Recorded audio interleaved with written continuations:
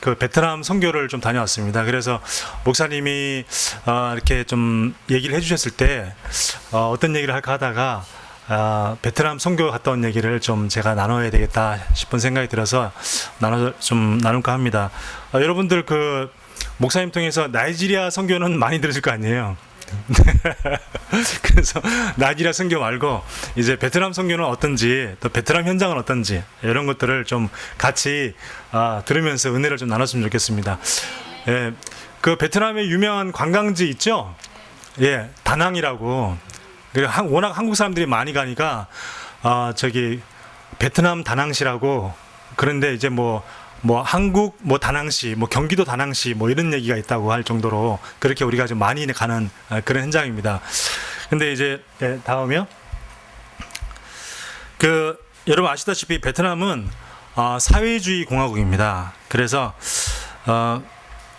인구는 지금 한 1억 정도, 1억 명 정도 되고, 근데 이제 거기서 54개의 소수 민족들이 있습니다.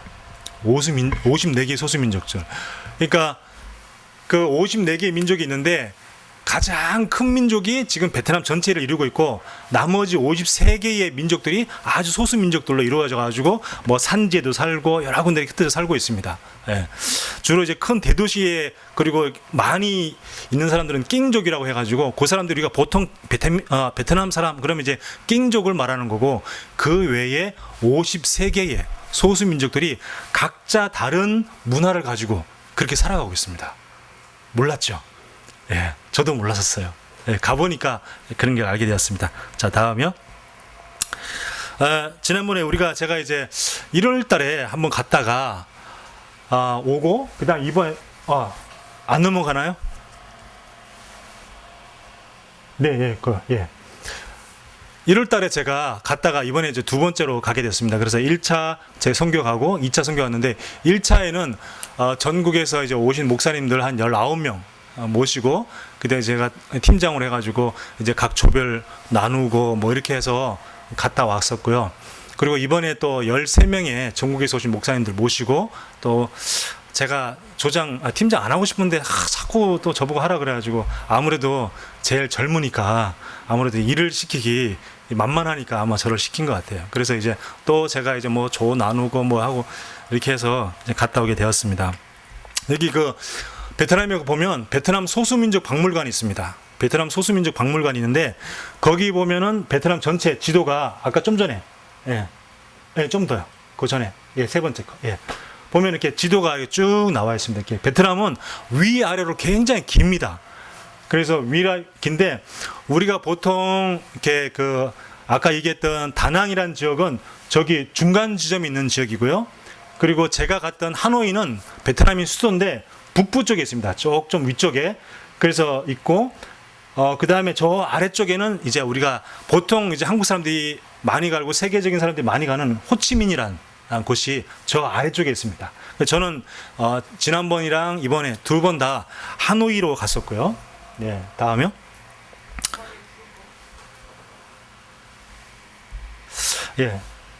하노이 갔는데, 여러분 보통 선교하면은 선교사님들이 이렇게 다 이렇게 안내해주고, 그리고 차로 이렇게 다 해주고, 그리고 얘기할 때 다 통역해주고, 이런 거 생각하잖아요.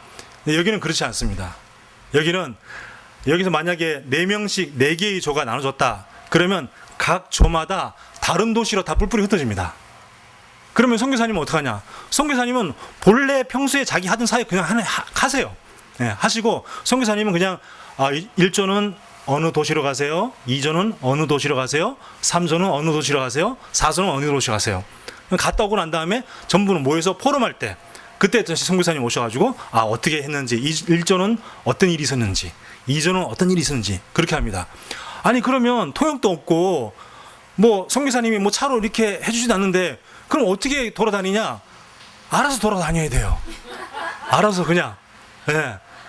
선교사님이 저는 어디로 가세요? 제가 이제 흥현이라는 곳에 갔거든요.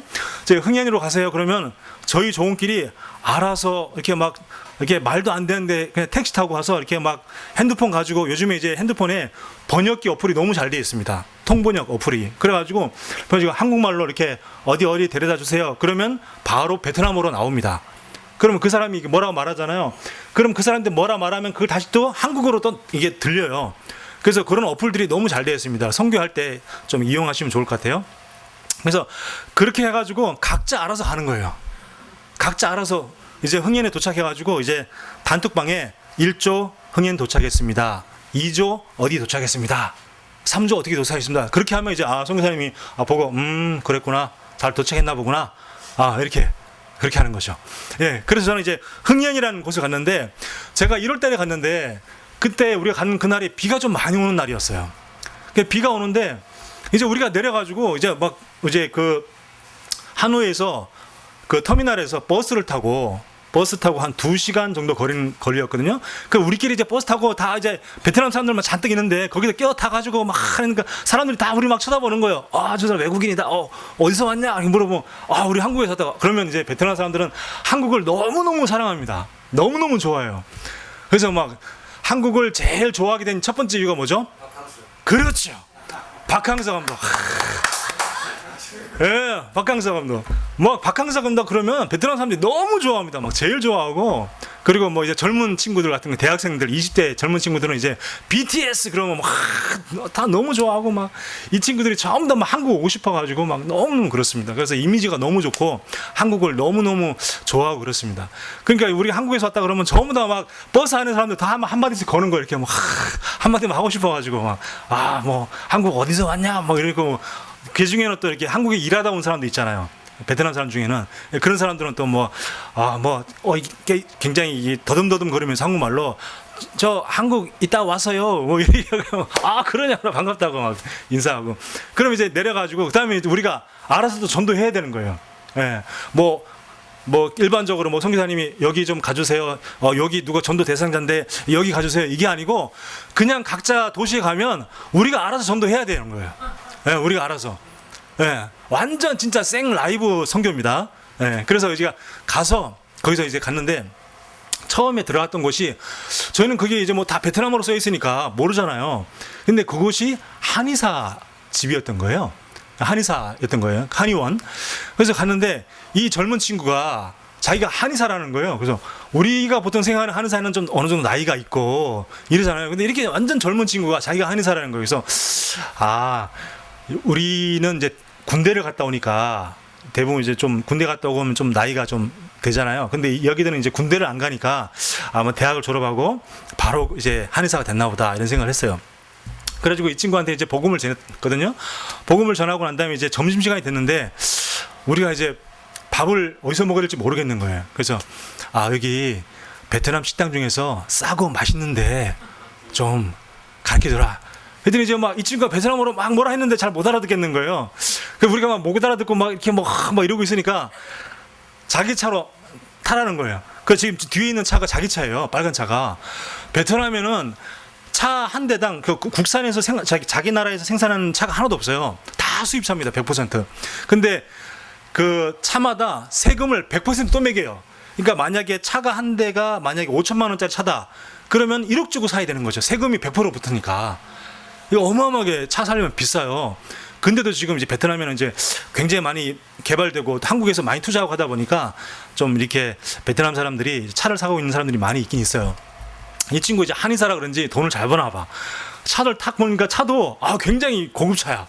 그래 우리가 이제 4명이 갔거든요. 그래서 4명이 이제 다 차 끼어 타가지고 이제 자기가 이제 싸고 맛있는 이게 베트남 식당이 있다는 거예요. 그래서 우리를 데려다 준 거예요. 그래서 데려다 주고 그 앞에서 우리 기념사진을 찍은 겁니다. 예. 자기 친구. 잘생겼죠? 예. 제가 1월 달에 간 건데 1월 달에 간 것을 왜 올렸냐? 이번에 간 거랑 같이 이어지기 때문에. 예. 그래서 제가 말씀드린 겁니다. 자, 다음이요. 그 다음에 이제 식사를 하고 난 다음에, 그 다음에 이제 계속 비가 오니까, 아무래도 우리가 호텔에 이제 1박 2일 코스로 갔거든요. 그러니까 이제 그 흥현에 가서 1박 2일 코스로 있어야 되니까, 일단 호텔 먼저 잡자. 호텔에서 짐을 내려놓고 그 다음에 좀 편안하게 좀 이렇게 전도로 다니자 이제 그런 거예요. 그래서 호텔을 찾으러 이렇게 물어물어 갔는데 어느 호텔을 갔어요. 갔는데 여기는 외국인을 받는 데가 아니라는 거예요. 그래서 외국인을 안 받는 호텔도 있나? 이제 우리는 뭐 전혀 모르니까 베트남에 대해서. 그래서 이제 그때 물었더니 이제 그렇다는 거예요. 그럼 여기 우리 외국인 받는 호텔 어딨냐 했더니 뭐 또 베트남어로 뭐라 이렇게 얘기하는데 이게 잘 못 알아듣겠어요. 그래가지고 그러면 이게 혹시 걸어서 갈 수 있냐? 물어봤더니 걸어서 가면 15분이 걸린다는 거예요. 15분. 15분이면 걸어갈 만한 것 같은데? 알겠다고 이제 비 오는데 우리끼리 지금 걸어가야겠다 이렇게 생각하고 있었는데 갑자기 저분이 저기 이제 왼쪽에 이게 그 헬멧 쓰고 V 하고 환하게 웃고 있는 왼쪽 사진에서 맨 오른쪽에 저분이 이제 그 호텔의 매니저 분이었는데 저분이 우리 보고 잠깐만 기다리라는 거예요. 그러더니 오토바이를 2대를 끌고 나와. 그러더니 타라는 거야. 빨리 타라고. 그래가지고 제가 한 분 뒤에 타고 또 저 뒤에 저 아가씨 전 딸인 줄 알았어요. 그래서 이제 저 딸하고 이렇게 뒤에 타가지고 그 한 오토바이로 한 5분 거리더라고요. 오토바이로 5분 거리에 호텔에 데려다 줬어요. 그 너무 고맙잖아요. 그래서 그 앞에서 막 사진 찍고 막 이렇게 했어요. 이렇게 했는데 그 속으로 생각했죠. 다음에 올 수 있으면 꼭 한번 들려야지. 이렇게 하고 지나갔습니다. 이제 다음이요. 이제 우리가 갔던 호텔이 득층 호텔이었습니다. 득층 호텔. 약간 우리나라의 모텔 수준 정도 되는 그런 호텔이었는데 거기서 이제 우리가 그 짐을 내려놓고 이제 전도하러 다니다가 다시 와서 저녁에 와서 하룻밤을 자고 이제 아침에 이제 체크아웃 해야 되잖아요. 체크아웃 해야 되는데 이게 호텔 남자가 친구가 지배인인데 저 지배인 친구에게 복음을 전해야겠다 그런 생각이 자꾸 드는 거예요. 그래서 그냥 갈 수 없지. 저 친구한테 복음을 전해야지. 그래가지고 이제 제가 이제 저 친구한테 복음을 전했어요. 저 친구가 이제 복음을 듣고 영접을 했어요. 감사하게. 그래서 우리가 막 영접했다고 감사하다고 그러면서 같이 좀 그 친구를 위해서 기도도 해주고 막 그랬거든요. 그런 다음에 이제 체크아웃을 하려고 이제 얼마냐 했더니 이 친구가 호텔비의 20%를 깎아준 거예요. 20%면 이제 많은 돈이거든요. 한 분만 놀라시는데 많이 해준 겁니다. 그래서 우리가 너무 감사하게 왜냐하면 이제 이게 좀 시스템이 좀 특별한 시스템이 뭐냐면 우리가 선교비를 우리가 다 각자 돈으로 들고 다니는 게 아니라 이 선교비가 다 선교사님한테 가요. 선교사님한테 가면 선교사님이 이번에 1박 2일 코스로 갔다 온다. 그러면 1박 2일 코스 뭐 이렇게 교통비, 그 다음에 호텔비 대략 얼마, 그 다음에 뭐 하루 3끼 식사비 얼마, 대충 그렇게 해가지고 그렇게 우리 각 조에 줘요. 그러면 각 조마다 재정 담당하는 또 사람을 우리가 이렇게 해가 정해가지고 그래서 갔다 오거든요. 그러니까 이제 그 1박 2일 동안 사역할 금액이 딱 정해져 있는데 돈을 너무 많이 쓰면은 안 되잖아요. 그러니까 이분이 이게 20% 할인해 주니까 저 너무 감사한 거죠. 자, 그리고요. 다음. 그 다음에 이제 우리가 호텔 나와서 이제 어디로 전도할까 하다가 어느 사무실 들어갔어요. 사무실 들어갔는데 그 사무실 물어보니까 부동산 회사라는 거예요. 그래서 부동산 회사를 가가지고 거기서 저 가운데 있는 분이 부사장이었던 거예요. 그 부사장한테 이제 제가 이제 베트남어로 된 거 이렇게 페이퍼 가지고 복음 전하고 그리고 이제 나와서 너무 감사하다 하면서 우리 또 저분에서 우리 같이 막 손 모아서 이제 같이 손 붙잡고 합심 기도해주고 막 그랬거든요. 사회주의 공화국이니까 마음껏 전도할 수 있을까요, 없을까요? 없습니다, 사실은. 사실은 마음껏 전도할 수 없는데 우리가 마음껏 전도할 수 있는 이유는 관광객으로 갔기 때문에 그렇습니다. 그렇죠? 관광객이기 때문에 누군가 우리가 딱 꼭 집어서 저 사람들 선교하러 왔으니까 저 사람 동선을 늘 추적해 이렇게 안 하니까 제가 우리 그 교단에 선교사님이 있어요. 나경금 선교사님이라고 제가 이제 갔다 와서 좀 통화도 하고 그랬는데 베트남 정보국의 그 정보가 이 정보 이렇게 모으고 하는 것이 거의 세계 1위 수준이래요. 엄청나게 정보력이 굉장히 강하대요. 그래서 막 뭐 누가 선교사로 왔다 하면은 그 사람 벌써 이미 명단 리스트에 다 올라간대요. 그 정도로 굉장히 그런 정보력이 굉장히 강한 나라가 이 베트남인데 이제 그 막 마음껏 이렇게 전도하려고 막 드러내고 전도하면 안 되겠죠. 그 이제 공산주의 사회니까 그 우리나라 경찰 그 사람 말로 이제 공안이라고 하는데 그 공안이 한테 걸리면 큰일 나겠죠. 우리는 근데 이제 뭐 하나님 뭐 믿으니까 우리 이렇게 막 전도하러 다닌 거예요. 전도하다가 이제 저기 개를 막 이게 밑에 풀어놓고 산책시키는 남자분을 만났어요. 그래가지고 이제 우리가 저분한테 가서 우리 한국에서 왔다. 한국에서 왔냐? 바캉스 좋아한다. 그래, 진짜냐? 그래서 그러면서 또 제가 또 막 복음을 막 전했거든요. 복음 전하고 이제 베트남어로 된 그 영접기도 막 봐라, 이거 봐라. 다 따라 읽더라고요. 하더니 읽었냐? 읽었대요. 그렇다고. 그래서 우리가 이제 막 너무 또 막 좋다고 막 그러면서 같이 사진 찍고 그러면서 네 이름 뭐냐? 연락처 가르쳐줘라. 막 그랬더니 연락처 이름은 보안상 가르쳐 줄 수 없다는 거예요. 보안상, 그리고 갑자기 뒷골이 막 서늘해지면서 갑자기 혹시 공안이냐고 제가 물어봤어요. 했더니 공안이라는 거예요. 기겁을 해가지고 제가 우리 같은 조원들에게 빨리 가야 된다고. 저분들은 이제 뭔지 모르니까 베트남으로 계속 이게 왔다 갔다 하고 막 이랬으니까 모르니까 왜 그냥 그런 게 있으니까 빨리 가자고 이렇게 해가지고 이제 좀 떨어져가지고 제가 이제 이런 얘기를 했더니 막 저분들도 같은 조원들이 막 배꼽 빠지게 웃으면서 야 우리가 공안들에게 복음도 전했다고 그러면서 막 그렇게 뭐 기쁘게 살겠다는 그런 일이 있었습니다. 근데 우리는 그렇게 아무 일 없었는데. 남자 목사님 네 분이 어떤 다른 도시로 갔는데 그 남자 목사님 네 분이 간 거기는 공안들에게 잡혔어요. 잡혀가지고 경찰서에 잡혀갔습니다. 실제로 잡혀가가지고 그 공안들이 취조를 한 거예요. 그 목사님 네 분을 가지고 너희들 여기 왜 왔어? 너희 공산주의에 대해서 이상한 말 하거나 혹시 뭐 다른 어떤 기독교 이런 거 얘기한 적 있어 없어? 이렇게 이분들이 목사님들이 이제 무조건 아니라고 끝까지 발뺌해가지고 그래서 2시간 만에 풀려났어요. 그런 일이 있었는데 우리는 그냥 막 대놓고 막 전도 안 하고 그렇게 해서 나와서 이제 또 저기 식당 종업원 식당에 들어가서 제가 다음이요? 네. 식당 종업원한테 복음 전하고 그 다음에 우리가 이제 어디로 갈까 하다가 하노이에는 수도 하노이에는 170개 대학이 몰려 있습니다.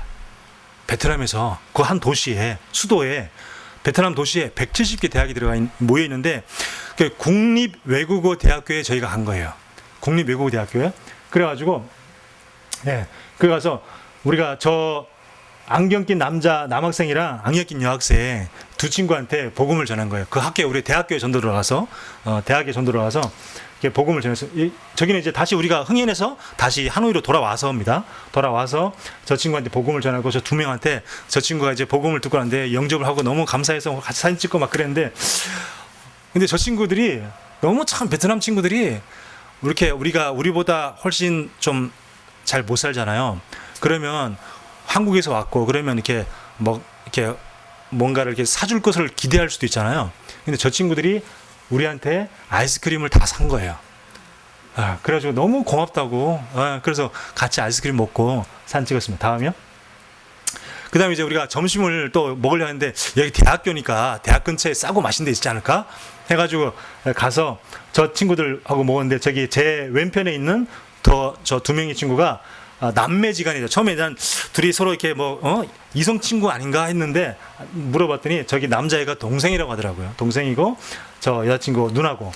저 여자친구가 얼마나 그냥 애교가 많은지 우리가 한국에서 왔다니까 뭐라 하는데 그래서 저 친구 우리 같이 먹었어요. 저기 분또맘똠이라는 그 음식인데 3만동 저기 베트남 돈으로 3만동인데 한국 돈으로는 얼마냐면 1,500원입니다. 저는 되게 맛있었어요. 저 베트남 음식이 저는 너무 입에 맞고 너무 맛있는 거예요. 그래서 사람들이 전부 다 막 베트남 선교사로 와야겠다고 막 나보고 막 그랬는데 하여튼 저는 다 맛있었습니다. 다음이요. 그 다음에 이제 우리가 국립외국어 대학교에서 이렇게 전도하다가 한 이제 여학생을 만났어요. 저기 제 오른쪽에 있는 저기 왼편 사진에서 제일 맨 오른쪽에 제일 끝에 있는 저기 안경 낀 저 여자친구를 우리가 전도하다가 만났는데 우리가 이제 한국말로 뭐라 하니까 저 친구가 혹시 한국에서 왔냐고 이제 영어로 물어보는 거예요. 그래서 제가 이제 영어를 제가 잘은 못하지만 조금은 이게 되거든요. 그래서 우리 한국에서 왔다. 그랬더니 자기 한국 좋아한다는 거예요. 그래서 뭐라 그래 내가 너 좀 더 친하게 지내고 싶은데 시간이 있냐? 그랬더니 자기가 지금 시험을 치러 가야 된다는 거예요. 그래서 뭐 아마 기말고사나 뭐 이런 것 좀 되나 봐요. 그래서 시험을 치러야 된대요. 그래 너 무슨 과냐? 전공이 뭐냐? 했더니 법학과라는 거예요. 그래서 그렇구나. 그럼 시험 되게 어렵겠네. 너무 어렵다는 거예요. 그래서 알겠다고 시험 치고 오라고 우리가 너를 위해서 기도해 줄게. 그랬더니 알았다고 하면서 갔어요. 그래서 한 1시간 반인가 우리가 기다렸어요. 그래서 저는 이제 그 사이에 뭐 딴 데 좀 전도도 좀 하고 막 그랬는데 그 이제 1시간 반 지나니까 저 친구가 친구 3명을 더 데리고 온 거예요. 그 4명이 됐어요. 그 4명 돼가지고 뭐 좋다고 그러지 같이 가자고 우리 저녁 먹고 싶다 어디로 가냐 했더니 저기 이제 뭐 분짜 파는데 이제 저기 데려갔어요. 그래가지고 이제 맛있게 막 먹고 있는데 마음속에 이런 생각이 드는 거예요. 야 이거 지금 우리 3명에다가 저 사람 4명 7명이면은 가만있어 봐. 우리가 나이도 많고 한국에서 왔는데 밥값을 우리가 계산해야 될 것 같은데 근데 우린 사육비가 정해져 있는데 어떡하지? 막 괜히 이제 그런 생각을 막 하는 거예요. 제가 이제 막 그런 생각하고 있는데 밥 다 먹고 나는데 저기 그 하얀 모자 쓴 친구 있죠? 저 친구가 일어나더니 우리 7명 분을 다 계산을 하는 거예요. 그래서 깜짝 놀래가지고 그러지 마. 야 우리 건 우리가 계산할게. 너네 건 너네 먹어 계산해. 그랬더니 저 친구 하는 말이 베트남에 왔으니까 베트남에서 좋은 추억 가지고 갔으면 좋겠다고. 너무 고맙잖아요. 그래서 야 고맙다. 그러면 뭐 후식 뭐 아이스크림이나 커피 뭐 먹고 싶냐? 그 후식은 우리가 살게. 그랬더니 이제 우리 갔다가 저 곳으로 데려가 준 거예요. 그래서 제가 이제 저기 남자친구 있는데 남학생은 중간에 일이 있어서 먼저 가고 그래 3명이 여학생들만 모아놓고 제가 이제 복음을 전한 거예요. 복음 전하고 3명 다 영접하고 그래서 같이 이제 기념사진을 찍게 되었습니다. 네. 다음이요. 그 다음에 이번에 2차로 이번에 또 갔습니다. 또 갔는데 여기서 13명의 목사님들 하고 갔는데 제가 이제 그 호안게임이라는 호수에 갔는데 그 하노이 안에 호안게임이라는 호수 아주 유명한 호수예요. 저기가 이제 관광지인데 그 외국인들도 굉장히 많이 옵니다. 근데 거기서 이제 해외에 나갔으니까 이게 조끼리 같이 움직여야 되고 이게 또 한 명이라도 개별 행동하면 안 되거든요. 근데 우리 조에 한 분이 안 보이는 거야. 그래가지고 막 찾고 있는데 이 베트남이 어떻게 얘기인데 저 끝에서 혼자 막 전도하는 거예요. 이게 막 전도의 열이 불타가지고 그냥 막 혼자서 막 전도를 하는 거예요. 그래가지고 저기 있구나. 그래도 혼자 다니면 안 되는데 이러면서 이제 자리에 앉았는데 보니까 핸드폰이 없는 거예요. 제 핸드폰이 고사에 누가 가져갔어요. 도난당한 거죠. 그래서 도난당해가지고 어떡하지 이제 이러고 있는데 그래도 뭐 어떻게 복음은 전해야 되고 뭐 잊어버린 건 뭐 이미 잊어버린 거고 근데 이제 핸드폰 요즘에 잊어버리면 핸드폰에 뭐 금융 정보를 비롯해가지고 뭐 각종 비밀번호 엄청나게 많잖아요. 그러니까 그런 것들이 좀 약간 머리가 아프긴 한데 뭐 어쩔 수 없으니까 그래서 그냥 뭐 이미 뭐 도난 당한 거 뭐 어떻게 하겠어요. 뭐 훔친 놈이 뭐 맛있는 거 사 먹고 말겠지 해가지고 그냥 전도했습니다. 이번에 이제 같이 갔던 팀들이 전도 목사님들 이제 여자 목사님들이 많이 있어요. 좀 전도한 목사님입니다. 다음 사진요. 이렇게 각자 이게 남자 목사님, 저기 가운데 여자 목사님, 저기 또 남자 목사님 이렇게 계속 베트남 현지에서 계속 이렇게 전도하는 모습입니다. 다음이요. 전도하고 같이 기념사진 찍었던 그런 모습들. 다음이요. 계속 전도하고 또 같이 기념사진 찍고 일단은 한국에 대한 이미지가 너무 좋기 때문에 전도하기가 너무 수월해요. 뭐 한국에서 그러면 이 자식들 한국 자식들 막 이러면 전도하기 힘들잖아요. 근데 한국에서 왔다 그러면 너무 일단 벌써 마음이 열리고 이러니까 전도하기 너무 좋아요. 다음이요. 계속 이렇게 복음 전하고 전도하는 그런 모습입니다. 다음이요. 그리고 뭐 아이들한테도 복음 전하고 저 오토바이 붙잡고 복음 전하고 공원에서 복음 전하고 다음이요. 그리고 같이 복음 전하고 같이 찍은 사진들 저기 안경 쓰고 모자 쓴 두 분이 이제 인천에서 온 목사님들이에요. 인천에서 온 목사님들이고 그 젊은 대학생들 복음 전해서 같이 찍은 사진이고 저기 남자분 목사님도 인천에서 오신 목사님인데 같이 또 젊은 학생들하고 같이 사진 찍고 그리고 저는 이제 백화대학교라는 곳에 갔어요. 아까 제가 하노이에 170개 대학이 있다고 그랬죠. 그 중에 이제 백화대학교로 갔는데 그 백화대학교에 저기 흰옷 위에 흰옷 입은 저 여학생을 이제 대학교에서 만났어요. 그래서 저 여학생한테 이제 우리 한국에서 왔다. 좀 이게 대학교에 좀 안내 좀 해줘라. 그래서 이제 제 친구 안내 좀 해주고 그러면서 여기 이 백화대학교에서 학생들 지금 방학 기간이니까 갔을 때가 방학 기간이었거든요. 그러니까 이제 방학 기간인데도 혹시 학생들이 많이 있는 곳 어디냐 했더니 그 도서관이라는 거예요. 도서관에 우리를 데려줬어요. 그래서 도서관에서 막 학생들 만나서 또 복음 전하고 막 그러고 이제 그랬는데 저 친구가 이제 중간에 자기 이제 뭐 공부해야 되니까 공부 끝나고 다시 보았으면 좋겠다. 그래서 다시 만났어요. 그래가지고 식당에 갔는데 식당에서 이제 그 베트남 쌀국수, 이제 그 베트남 쌀국수 이제 보통 이제 분보회라고 해요. 분보회. 근데 그 우리 한국에서 먹는 쌀국수랑은 완전 달라요. 한국에서 먹는 쌀국수는 한국 사람 입맛에 맞춰서 이렇게 좀 바꾼 거고, 실제 베트남에서 먹는 베트남 쌀국수는 좀 약간 느끼하거나 이런 거 못 드시는 분은 잘 못 먹는, 예, 그런 겁니다. 저는 뭐 다 그냥 무조건, 예. 그래서 이제 같이 이렇게 맛있게 식사하고 사진 찍었는데, 우리 한국의 그 대표적인 그 SNS가 카톡이잖아요. 베트남에는 잘로라는 게 있어요. 잘로. 그 베트남 잘로라는 게 있는데, 그게 이제 베트남 친구들이 대부분 저 잘로라는 걸 쓰고 있습니다.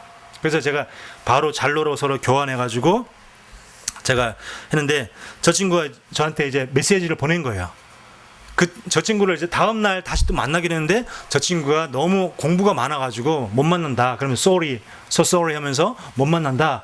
그렇지만 내가 너희에게 이게 하노이에서 갈 만한 거 내가 소개시켜 줄게. 여기 찾아서 가면 된다 하고 저한테 이제 SNS로 보내준 겁니다. 네, 다음이요. 예. 그리고 아까 그 오토바이 우리 비 오는 날 호텔 태워준 분 있잖아요. 그분을 우리가 이번에 제가 찾아갔잖아요. 잊지 않고 제가 분명히 지금 한 이쯤이었던 것 같은데 하면서 이제 막 두리번두리번 기억을 더듬어서 막 찾아간 거예요. 찾아가가지고 저 분을 만난 거예요. 만나가지고 지난번에 당신이 우리 비 오는 날 오토바이 태워줬지 않냐 1월 달에. 근데 내가 고마워서 또 왔다 막 그랬더니 기억한다 그러면서 좀 너무 반가워해 주는 거예요. 그래가지고 그 지난번에 그 같이 있던 딸 어딨냐 했더니 딸 아닌데 그러는 거예요. 누구 딸 아니고 누구였냐 했더니 손님이었다는 거예요. 호텔 손님을 갖다가 빨리 오라 그래가지고 우리를 위해서 그렇게 얼마나 감사해요. 그래서 이제 이번에 가서 근데 이번에 저 옆에 있는 친구가 아들인 거예요. 이번엔 진짜 아들이라고 하더라고. 고등학생. 근데 이제 고등학생이냐 그래서 고등학생이래. 그래서 너 한국 좋아하냐? 한국 너무 좋아한대요. 그럼 한국어 배우고 싶냐? 이게 베트남 사람들은 한국어를 너무 배우고 싶어요. 왜 그러냐면 베트남에 한국 기업들이 너무 많이 들어가 있고, 그래서 한국어를 배워서 베트남에 있는 한국 기업에 취업을 하면 베트남 회사 들어가는 것보다 급여가 더 많고 좀 좋은 대우를 받을 수가 있고, 네. 그러니까 대학교에 가도 한국어과가 있는 학교들이 많이 있어요. 한국어과가 있는 학교들. 근데 그 학생들은 한국어 잘해요. 그래서 내가 이게 인사했는데 제가 신짜오 인사하면 안녕하세요. 그러면 베트남 한국 어떻게 잘하지? 그러면 이제 한국어 학생이래. 몇 학년이야? 그러면 이제 막 이제 3학년이에요. 그래서 그렇구나. 이제 막 그렇게 막 대화를 하고 그러거든요. 근데 저 친구도 이제 한국말을 너무 배우고 싶어 하는 거예요. 그래서 내가 내 아는 동생이 우리 선교사 내 아는 동생이 있는데, 제가 거기 현지 선교사가 그 이제 우리 교단 선교사는 아니지만 나이가 이제 좀 어려요. 젊은 친구예요. 그래서 내 아는 동생이 있는데 하노이에 있는데 와서 무료로 한국어 배울 수 있어. 와서 한국어 배우고, 그다음에 한국의 맛있는 음식 떡볶이 엄청 좋아하거든요. 떡볶이 아주 유명하고 떡볶이 먹을 수 있어. 그랬더니 좋다고 그러면서 자기가 이제 막 전화번호랑 그리고 자기 막 연락처랑 자기 막 생년월일까지 지금 적어줘가지고, 내가 이름이랑 생년월일은 자꾸 민감한 정보라서 제가 이게 모자이크 처리를 했고요. 그래서 제가 또 우리 선교사님한테 인계해줬고, 자 그다음에 아까 갔던 그 득충 호텔 이번에 다시 또 갔잖아요. 또 이번에 똑같이 이 호텔에서 묵었는데, 제가 지난번 1월달에 갔을 때 이 친구랑 계속 그 SNS 잘로라고 하는 SNS로 계속 소통을 계속 하고 있었어요. 한국에 있었어도 계속 얘기하고 어떻게 지내냐 잘 지내냐. 그럼 저 친구도 막 그 잘로라는 어플 가지고 영상 통화 전화하고 막 하고. 근데 저 친구도 영어를 좀 할 줄 알면은 서로 좀 대화가 될 건데, 저 친구는 영어를 못해. 나는 베트남어를 못해. 그러니까 이제 소통이 잘 안 돼. 그래서 뭐 전화하면 뭐 잠깐 뭐 눈치껏 뭐 이렇게 한 1분 정도 있다가 이렇게 끊고 막 이제 그랬는데, 그 이번에 내가 가기 전에 얘기했거든요. 나 이번에 너 또 간다. 너 보러 간다. 기다려라. 이제 그래가지고 이번에 제가 가서 또 만난 거예요. 그래서 만나가지고 반갑다고 막 이제 그랬는데, 제가 이번에 가서 그 친구한테 복음을 좀 확립시키려고 그랬더니 이제 다른 직원들이 있어서 좀 눈치 보인다는 거예요. 그래서 이제 그러냐? 그럼 뭐 괜찮다. 그러는데 나중에 저한테 그 잘로라는 어플 통해서 SNS 통해서 저한테 이렇게 베트남어로 뭐라 써있죠? 저게 뭐라 써있냐면 내 마음속에 하나님이 계시다. 그래서 나는 행복하다. 그런 뜻입니다. 저게. 그래서 내가 이 녀석 진짜 제대로 복음 들어간 것 같은데 하는 이런 생각을 했죠. 왜냐하면 한국이 또 그렇지만 예의상 영접해 줄 수 있잖아요. 그죠?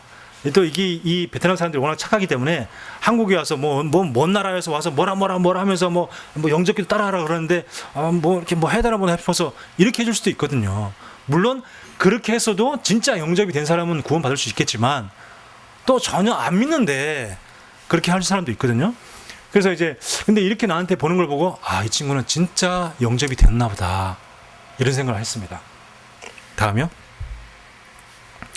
그 다음에 아까 한의사 또 그 친구도 제가 또 찾아갔죠. 우리끼리 이번에도 우리끼리 가니까 우리끼리 가서 제가 이번에도 그랬죠. 가서 성경 우리 지난번에 갔던 흥엔 이번에 갈 거다 선교사한테 그렇게 얘기를 하고 우리끼리 또 택시 타고 또 버스 타고 찾아간 거예요. 찾아가가지고 거기서 갔더니 저 친구 너무 반가워하면서 자기 아내 저기 제 옆에 있는 사람이 자기 아내예요. 이쁘죠. 둘 다 26살이에요. 26살인데 결혼한 지 한 이제 2, 3년 됐다고 하더라고요. 그래가지고 이제 거기서 아주 좀 비싼 현지 보통 우리나라 가격으로 보통 그 현지 음식이 2,500원 2,000원에서 2,500원 정도 하는데 저기는 저 한 끼 식사가 한 6,000원 정도 하는 거였어요. 그건 굉장히 비싼 데죠. 치킨집이었는데. 근데 치킨집인데 치킨만 나오는 게 아니고 그 외에 여러 가지가 많이 나와요. 반찬도 나오고 밥도 나오고 막 이래요. 다음 사진이요. 네, 그래 바로 저거거든요. 저 치킨이 아주 맛있어요. 우리 한국 치킨은 왜 이렇게 양계장에 이렇게 막 일부러 잡아먹기 위해서 육개라 그러죠. 이렇게 막 따닥따닥따닥 이렇게 키워가지고 이렇게 막 한 달만 지나면 바로 잡아가지고 이렇게 하니까 되게 막 맛이 없어요. 근데 저 베트남에서 먹는 치킨은 진짜 이렇게 그냥 풀어놓은 닭이라서 너무 맛있어요. 크기도 크고. 보면 이제 여러 가지 많이 나오잖아요. 예. 저기 되게 비싼 식당에 우리 데려가지고 속으로 먹으면서도 이거 계산하려면 이거 어떻게 해야지. 막 이런. 저기 보면 그 수박 옆에 저기 밥이 있습니다. 저기 밥이거든요. 수박 옆에 밥이 있는데 그 베트남 밥은 주로 이렇게 불면 날아가는 밥이 있거든요. 근데 저 밥은 되게 찰밥이에요. 찰진 밥이에요. 그러니까 더 비싼 거잖아요. 근데다가 또 거뭇거뭇한 게 들어있어요. 중간에 거뭇한 게. 저게 그 한의사 친구가 이거 새밥이래요. 새밥. 그래서 새밥 그러길래 새로 한 밥. 나 그런 생각인 줄 알았어. 그게 아니라는 거예요. 새 고기가 들어간 밥이래요. 새밥. 그래서 새가 들어간 밥이래. 그래가지고 새가 들어간 밥이구나. 그래서 좀 맛있게 먹었거든요. 먹으면서 했는데 이거 나보고 이거 무슨 새인지 아냐. 그래서 모른다 하더니 비둘기라는 거예요. 그래가지고 제가 그러니까 이제 그 친구랑 나랑 둘이서만 베트남어로 대화하고 이거 어플 가지고 대화하고 다른 분들은 그냥 이렇게 막 먹으니까 뭔지 몰라. 같은 우리 저들은 내가 말을 못하게 해주는 거예요. 왜냐하면 이 여자 목사님들이라서 괜히 말했다가 막 이러면 또 분위기 이상해지니까 그냥 아무렇지 않게 맛있게 잘 먹었죠. 내가 태어나서 처음으로 비둘기를 다 먹어보는구나 하면서 이제 그래서 이제 맛있게 먹고 나와서 그다음에 또 대학을 다음날 또 대학을 전도하러 들어갔어요. 저기 하노이 대학교인데 하노이 대학교 가서 저기 남학생한테 이제 방학이라서 학생들이 별로 없어요. 그래서 저 남학생한테 우리가 혼자 앉아 있길래 가서 복음 전하고 저 친구가 이제 예수님 영접하고 우리가 너에게 노래를 불러주겠다 해가지고 평안을 주노라. 평안을 너에게 주노라. 세상이 줄 수 없는 평안. 그걸 우리가 베트남어로 우리가 이게 가사를 적어서 갔거든요. 그래서 우리 베트남어로 쫙 불러줬더니 이 친구가 막 너무 감동이 돼가지고 왜냐하면 세상에 줄 수 없는 평안? 이게 막 그 가사가 너무 절절하잖아요. 그러니까 막 그 멜로디도 너무 좋고, 그러니까 막 저 친구가 너무 은혜를 받아가지고, 예, 같이 사진 찍고. 다음이요. 예, 저 친구도 또 똑같이 잘러라는 어플로 이렇게 또 소통하고. 그러면서 우리가 이제 마약 치유 센터를 갔습니다. 사실 이렇게 마약 치유 센터가 베트남에는 여러 개 있어요. 근데 마약 치유 센터는 잘 갈 수 없는 곳인데, 제가 이번에 가기 전에 미리 그 베트남에 있는 선교사한테 얘기를 했어요. 제가 우리 이번에 꼭 마약 치유 센터를 가고 싶다. 왜냐하면 그 베트남 현지인 목사님이 우리 한국에 와가지고 그런 얘기를 좀 했거든요. 베트남이 그 기독교를 굉장히 핍박하고 지금 이제 종교법을 지금 만들고 있어요. 종교법이 뭐냐면 전도하지 못하게끔 하는 그 종교법을 또 만들고 있어요. 그래서 지금 더 이제 기독교를 더 압박하는데, 그럼에도 불구하고 이 기독교인을 함부로 못하는 이유가 뭐냐면, 베트남의 마약 환자들이, 중독 환자들이 굉장히 많은데, 베트남 국가에서도 손 못 대고, 베트남 또 손대도 치유도 안 되고 고쳐지지 않는 이걸 갖다가 베트남 현지인 목사님들, 베트남 현지 교회들이 이 마약 환자들을 섬기기 시작한 거예요. 베트남 마약 중독자들을 섬기기 시작했는데, 이 중독자들이 치유되어지고 변화되어지고, 이 얘기를 제가 이제 들었거든요. 그래가지고 너무 보고 싶은 거예요. 그 현장을 어떻게 치유하고 어떻게 할까, 이런 것들이 너무 보고 싶어가지고. 그래서 내가 이제 이번에 베트남 가면 마약 치유 센터 꼭 날 좀 안내해줘라, 우리 팀 전체를 안내해줘라. 그래서 우리가 들어갔습니다. 여기가 딱 들어가면 저기 크게 간판 써있죠. 저 간판이 뭐냐면 성경 말씀입니다. 저기 바로 이사야 26장 4절. 너희는 여호와를 영원히 신뢰하라. 여호와는 영원한 반석이심이로다.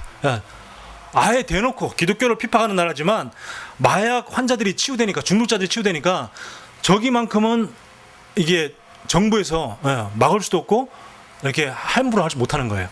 그래서 저렇게 딱 아예 대놓고 써 있습니다. 저기 1층에는 뭐 이렇게 예배하는 공간이 있고, 그렇죠, 가운데 대보세요. 크게 십자가로 딱 돼 있죠. 있고, 그다음에 2층에는 숙소예요. 근데 숙소에서 다 철창으로 채워 있죠. 그 철창에 채워 있어서 뭐 뛰어내리거나 자해하거나 자살하지 못하게끔, 그렇게 되어 있습니다. 그러니까 약간 그 숙소에서는 이제 뭐랄까 약간 감옥 같은 그런 분위기가 좀 있죠. 자, 다음이요. 그래서 가서 우리가 갔는데, 우리 이제 온다고 이 친구들이 이제 막 찬양하면서 막 예배를 막 하고 있는 거예요. 베트남어로 저렇게 찬양 가사를 띄워가지고 저렇게 막 찬양하는데, 전부 다 저 친구들이 마약 중독자에서 치유되어지고 변화된 친구들이에요. 그런 친구들이 자기 스스로 찬양하고 악기를 연주하고, 얼마나 귀합니까? 너무 정말 저는 저뿐만 아니라 우리 팀들이 다 너무 은혜를 받았어요. 자, 다음이요.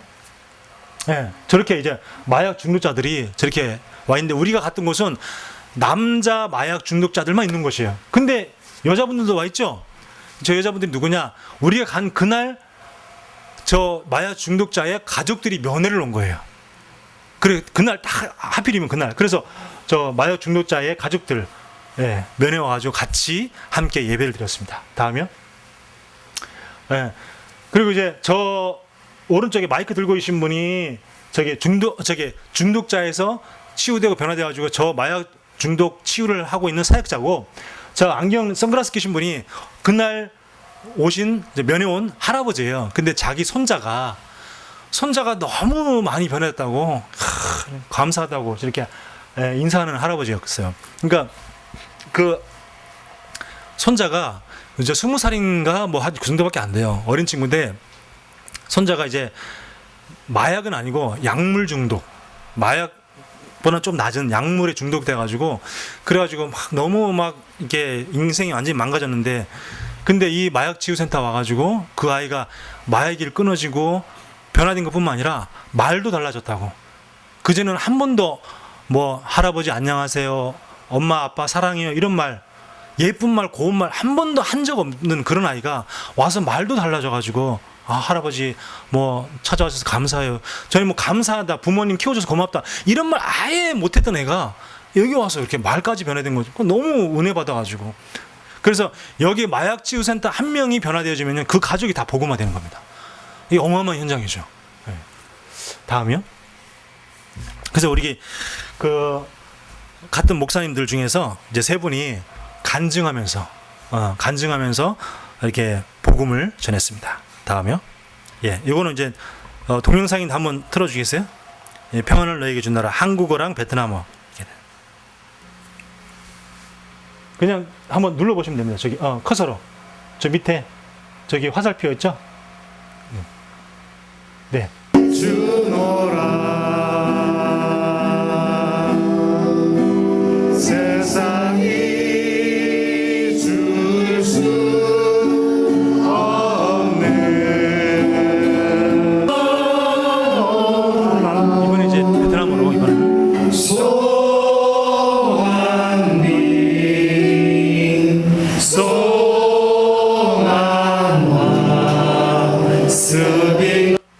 예.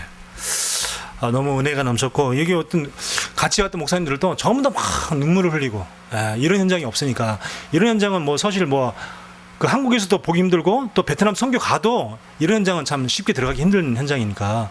그래서 이게 너무 다들 막 너무 은혜 받아가지고 목사님들이 너무 또 감사하고, 그러니까 이제 막 다들 눈물을 흘리고 있던 현장입니다.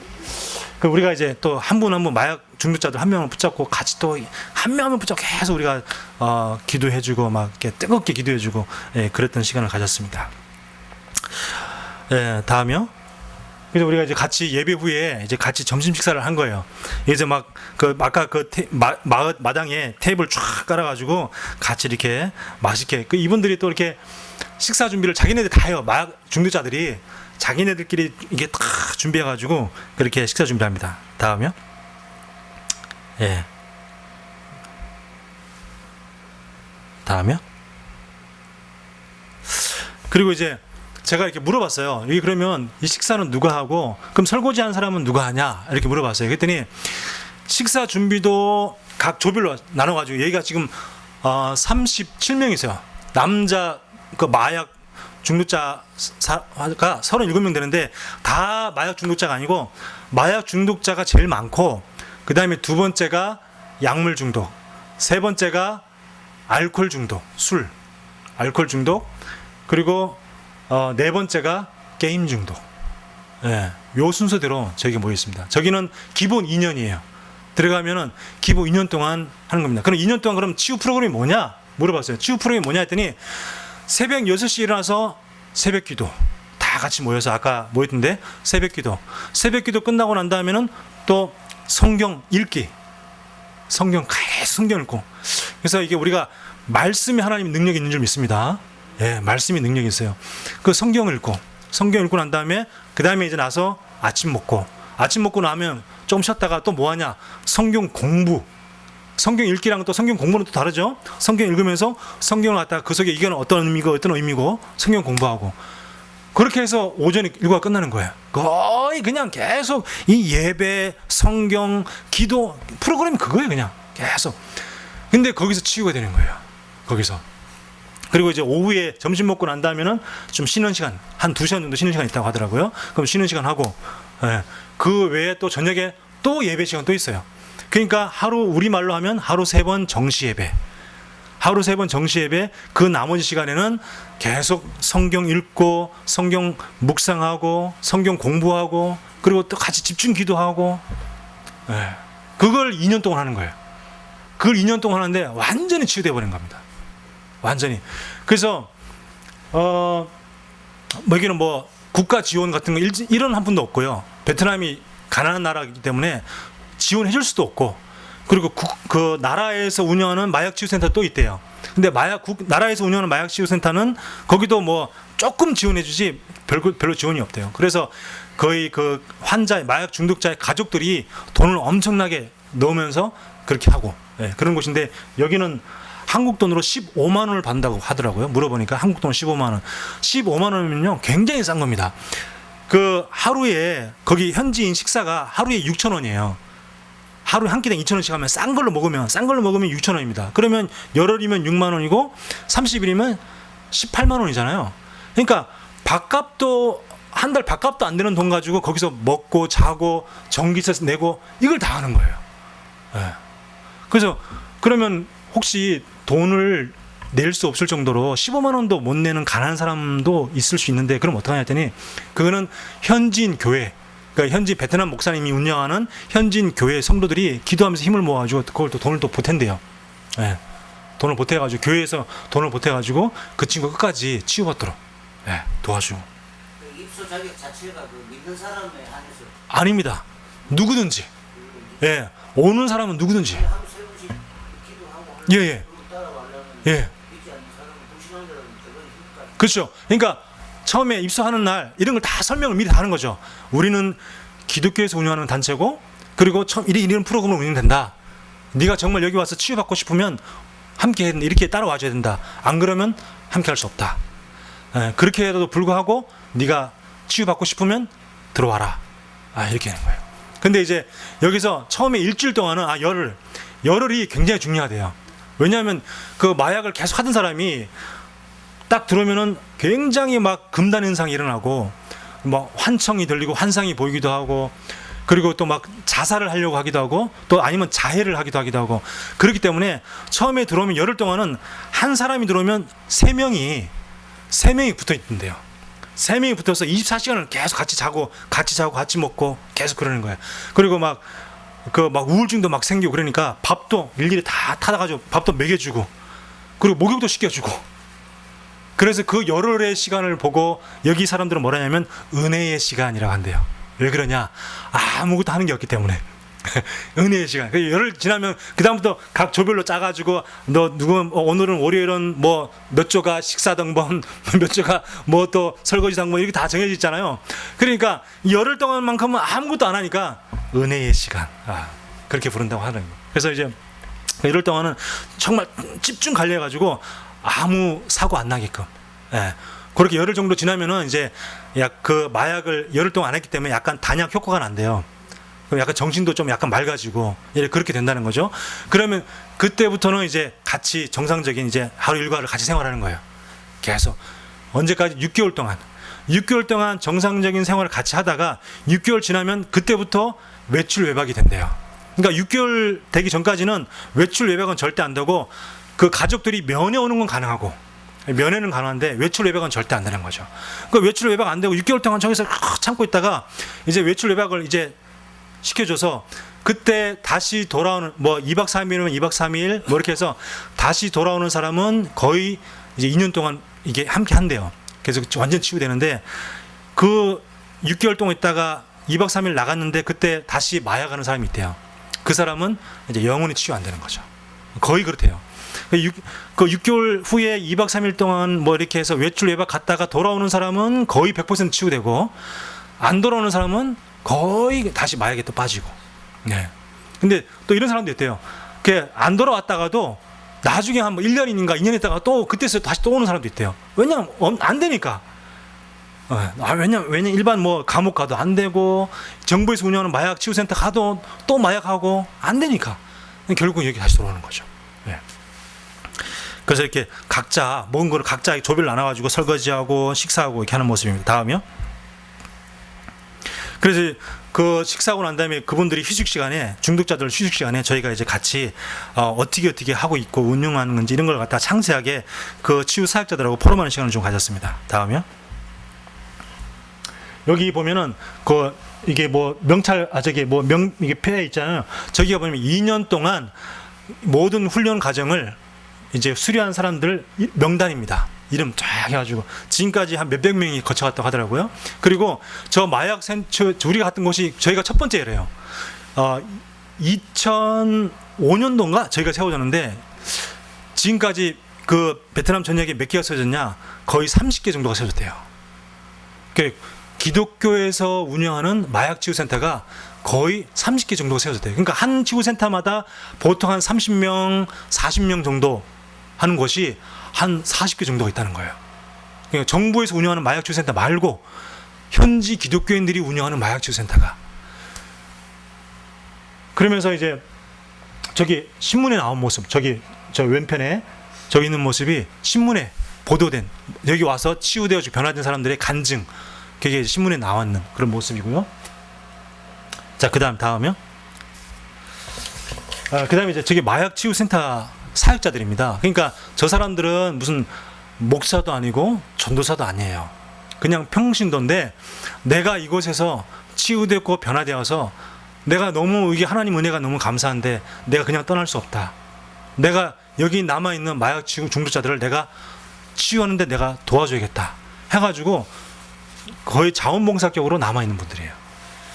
자, 저분이 하오라는 친구는 73년생입니다. 73년생이고 어릴 때 한 10년 정도 아편에 중독됐다가 그 다음에 그 베트남에 1997년에 히로뽕이 들어왔대요. 그래서 1997년도 95년도 히로뽕이 베트남에 들어왔는데 97년도부터 히로뽕을 하기 시작했다는 거예요. 그러니까 그 전까지는 아편에 10년 중독됐다가 그러니까 거의 한 20년을 아편에 중독돼가지고 그럼 있으면서 그 아내와 자녀 3명도 있었는데 돈만 생기면 마약 구입하고 나중에 그러다 보니까 돈 다 떨어지니까 이제 마약을 사기 위해서 강도짓하고 도둑질하고 예. 그러면서 나중에 또 이제 마약을 갖다가 판매까지 하고 예, 그랬다고 하더라고 자기가.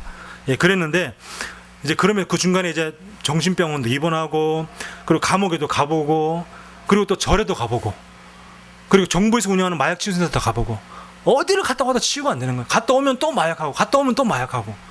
그런데 여기 왔는데 여기서 2년 만에 완전히 치유가 돼버린 거예요. 예.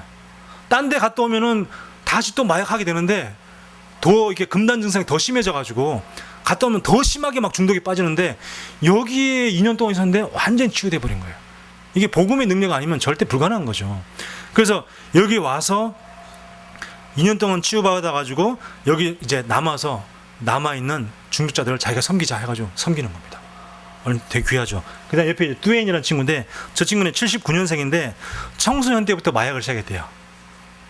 베트남의 마약이 굉장히 심각하죠. 청소년 때부터 마약을 시작해가지고 이제 지금까지 한 20년 동안 마약에 중독돼 있다가 정부에서 운영하는 치유센터 갔다가 또 중독되고 그러다가 2016년도에 여기 마약 치유센터를 먼저 갔다 온 친구가 여기를 권해주더라는 거예요. 친구가. 그래서 친구가 여기 가보라 그래가지고 뭐 자기도 이제 거의 이제 자포자기하는 심정으로 여기 왔다가 치유받은 거예요. 치유받아가지고 그래서 이제 여기서 계속 남아서 계속 하고 또 이게 마약에 치유받은 후에 하나님이 또 아내를 주셔가지고 이제 결혼하고 근데 아내는 지금 어딨냐? 아내는 여자 마약 치유센터에서 또 사역자로 또 섬기고 있다는 거예요. 아내는 여자 마약 치유센터에서 부부가 너무너무 귀하죠. 그리고 여기는 또 거의 또 마약 치유센터 저기 마약 중독자들이랑 같이 먹고 자고 해요. 방에서 같이 먹고 자고 하는데 참 너무 귀하잖아요. 부부가 다. 그 다음에 이제 다음 사진이요. 그 다음에 탕이라는 친구입니다. 탕이라는 친구는 저 친구는 굉장히 저 친구 78년생인데 저 친구는 좀 엘리트예요. 부모님이 공무원이고 베트남 정부에서 공무원이고 자기도 대학을 졸업해가지고 공무원으로 그렇게 했대요. 근데 저 친구도 언제부터 마약에 손을 대기 시작했냐? 고등학교 때부터. 이게 좀 약간 부유한 친구들이 마약에 많이 손을 대요. 그리고 특히 또 공산당 당원 자녀들 이런 친구들이 왜냐면 경제적 여유가 있고 이러다 보니까 좀 마약 그러는데 저 친구도 이제 고등학교 때부터 마약을 접해가지고 이제 대학 졸업하고 이제 다 자기도 공무원이 됐는데도 불구하고 마약에 중독된 상태로 직장에서 일하고 이랬다는 거예요, 자기가. 그러면서 이제 그런 중에 자기 형이 있는데, 그러니까 가족이 형, 자기, 여동생 이렇게 있는데 그러니까 아들 둘에다가 딸 있는데 형도 또 마약에 손을 대기 시작해가지고 형제가 다 마약에 중독되니까 부모님이 너무 슬퍼가지고 맨날 눈물로 화내고 그래서 막 아들들을 갖다 치유시키려고 정신병원 입원시켜 보기도 하고 또 막 절에 막 1년 2년 있게 해보기도 하고 또 감옥에도 가보기도 하고 부모님이 너무 슬프니까 별짓을 다 했는데 치유가 안 되는 거예요. 그런데 이제 여기 이 치유센터를 소문을 들었는데 기독교에서 운영하는 거라서 처음에 안 오려고 그랬다는 거예요.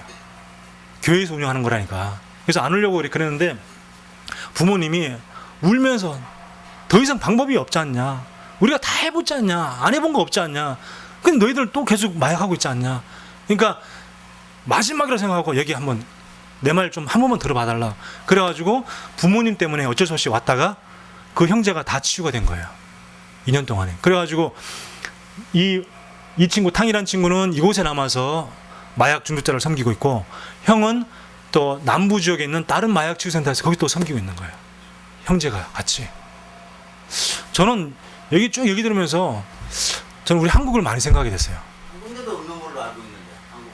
그죠? 네. 그죠? 예. 저기서 하는 거 두 군데가 거의 예. 필리핀이 그죠? 제가 뭘 생각하냐면 우리 한국에서 해야 될 사역이 이 사역이 아닌가. 저는 그런 생각을 좀 많이 하게 됐어요. 왜냐하면 앞으로도 마약도 점점 더 심각해질 거고 우리나라도 심각해질 것이고 그리고 점점 또 예수를 안 믿는 사람이 점점 많아질 것이기 때문에 저는 앞으로 제 생각에는 앞으로 한 20년 후는 우리 한국도 선교 대상 국가가 될 거라고 저는 생각하고 있거든요. 왜냐하면 이제 한국의 반기독교적 문화가 너무 팽배하고 동성애를 합법화를 비롯한 또 기독교에 대한 이미지가 너무 안 좋고 그러다 보니까 예수 믿을 사람들도 분위기 때문에 흘러가서 교회를 교회 싫어 이렇게 하는 사람이 너무 많기 때문에 앞으로 한 20년 후는 한국도 이제 선교를 나가는 국가가 아니라 선교를 받아야 될 국가가 되지 않을까 저는 그렇게 생각하고 있거든요. 그러면 우리가 그때 해야 될 일이 무엇인가? 진짜 이런 일을 해야 되지 않을까? 저는 이렇게 생각하는 거죠. 그 다음에 저기 트엉이라는 친구입니다. 트엉이라는 친구는 이제 84년생으로 좀 어린 친구인데 저 친구도 15살 때부터 16년 동안 마약을 했대요. 저 트엉이라는 친구도. 제가 보면 저 친구 몸에 문신이 가득합니다. 가득한데 감옥 갔다 와도 마약을 끊을 수 없어서 2020년도에 이곳에 와가지고 이제 함께 치유받고 자기 예수님을 인생의 구주로 모신 이후부터 치유가 시작됐대요. 저 친구 표현에 의하면. 그래서 이제 예수님에 의해서 자기가 치유됐다고 얘기하면서 자기 고향이 있는데 고향에는 땅이 좀 있대요. 부모님 물려준 땅이 있는데 그 땅에서 마약 치유 센터를 세워서 거기서 자기는 그쪽으로 가서 또 마약 중독자들을 또 섬길 거라는 그런 얘기를 또 하더라고요. 너무너무 귀하죠. 그러니까 이제 이런 식으로 계속 하나하나 생겨나가는 겁니다. 예. 그러니까 베트남에서 기독교가 살아남을 수 있는 유일한 방법이 뭐냐? 마약 치유 센터. 그러니까 이게 소문이 나가지고 미국이 마약 중독자가 굉장히 심각하잖아요. 미국에서도 이게 구경 올 정도로. 예. 미국에 와서 벤치마킹 해갈 정도로 그 정도로 지금 너무 이렇게 모범적으로 잘하고 있기 때문에. 다음이요. 그래서 이제 치유센터 할것 저희 같은 우리 조원들끼리 같이 찍은 사진이고요. 다음이요. 이 친구가 제일 어린 친구가 있는 거예요. 15살. 너무 귀여운 친구인데 야, 너 여기 왜 왔어? 그랬더니 게임 중독. 게임 중독 때문에 여기 와 있는 거예요. 그래서 너무 귀여운 녀석. 그래가지고 제가 이제 같이 사진 찍고 여기 이제 제기차기 여기는 제기차기가 우리나라랑 완전 다릅니다. 너무 과격해요. 가운데 네트를 쳐놓고 2대2로 해가지고 발로 그 조그만 제기 있잖아요. 그걸 갖다가 2대1로 서로 넘기고 받고 막 이런 거예요. 완전 족구랑 비슷해요. 족구랑. 그러니까 야, 굉장히 운동량도 많고 어마어마해요. 다음이요. 그래서 마지막에 인천공항 도착해서 사진 찍고 마무리하게 됐습니다. 다음이요. 오늘 말씀에 너희 중에 객과 고아와 과부들이 와서 먹고 배부르게 하라 그랬습니다. 고아는 누구죠? 부모가 없는 사람입니다. 그렇죠? 아무리 성공해도 뭐가 없어요? 부모가 없어요. 그리고 뭡니까? 과부는 어떻게 해요? 남편이 없는 사람입니다. 그렇죠? 아무리 돈이 많아도 남편은 없어. 그리고 나그네는 뭐죠? 고향을 떠나 있는 사람입니다. 그래서 이게 베트남과 전 세계 지역 민족 우리가 선교 대상 국가인데 저 복음 듣지 못한 사람들이 뭐냐? 바로 영적 고아와 같은 사람이죠. 왜? 우리 영적인 부모인 하나님을 떠나 있는 사람이니까. 영적인 고아. 그래서 참 부모 하나님을 만나야 될 사람이고, 그리고 복음 듣지 못한 사람은 또 영적인 과부와 같은 거죠. 우리의 신랑 되신 예수님이 못 만났으니까. 우리의 신랑 되신 예수님을 못 만났었기 때문에. 그래서 또 영적 나그네, 천국을 모르기 때문에. 우리의 참된 고향, 우리가 가야 될 참된 고향, 천국을 떠나 있기 때문에 영적 나그네. 그 사람들은 뭐라고 그래요? 먹고 배부르게 하라. 뭘로요? 구원의 복음으로, 생명의 말씀으로. 그래서 그러면 어떻게 다른 사람 또 다른 민족을 또 다시 먹이고 배부르게 할 수 있도록, 그렇죠? 그 사람이 또 다른 영적 고아, 다른 영적 과부, 영적 나그네를 먹이고 배부르게 할 수 있도록 우리가 해야 될 일이 그 일인 줄 믿습니다. 그리고 마지막에 뭐라고 했습니까? 범사에 내게 복을 주리라. 정말 네가 말씀을 먹이고 복음을 먹일 때 범사에 복을 주시리라. 이 언약의 말씀이 저와 여러분에게 성취되어지기를 예수 이름으로 축원합니다. 기도하겠습니다. 하나님 감사합니다. 하나님 부족한 종이 베트남 현장 사역했던 것을 조금 포럼했습니다. 하나님, 아직도 전 세계 많은 국가, 많은 영혼들이 복음을 듣지 못하고 있습니다. 하나님, 그들에게 복음이 전달될 수 있도록 참 부모인 하나님을 만나게 하시고 우리의 참된 신랑 되신 예수님을 만나게 하시고 또 천국에 대한 소망을 가질 수 있도록 주님이 축복하여 주시옵소서. 이 일을 감당할 수 있도록 우리 소망교회를 축복하여 주옵시며 또 모든 성도님들을 축복하여 주옵소서. 살아계신 예수 그리스도 이름으로 기도하옵나이다. 아멘.